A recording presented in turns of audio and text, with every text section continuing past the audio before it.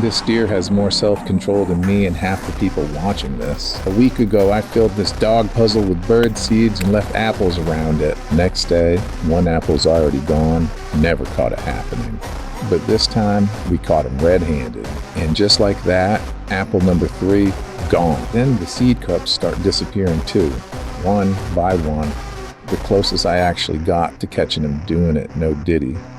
Then a mouse shows up on a cup that was already open. 7 cups, 3 apples, 9 days, still didn't catch the full thing. We're gonna run it back with a Mariana's Trench around it this time, see how they do.